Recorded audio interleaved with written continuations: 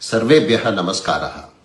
सर्वेभ्यः विश्व संस्कृत दिनस्य संस्कृत सप्ताहस्य च हार्दाः शुभकामनाः। संस्कृत भाषा ज्ञानभाषा अस्ति, किन्तु बहु कठिना नास्ति। स्वल्पेन प्रयत्नेन वयं संस्कृतेन सम्भाषणं कर्तुं शक्नुमः। संस्कृतम् अस्माकम् अभिमानस्य विषयः। संस्कृतेन भारतस्य एकात्मता रक्षिता भवति। अस्माकं परम्पराम् अवगन्तुं संस्कृतम् अनिवार्यम्। मेधाशक्तिः स्मरणशक्तिः च संस्कृतेन वर्धते।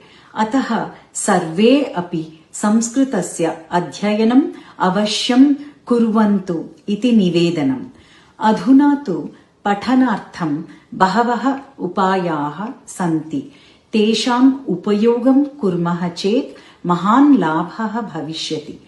वदतु संस्कृतं, जयतु भारतं, जयतु संस्कृतं विश्वपोषकम्।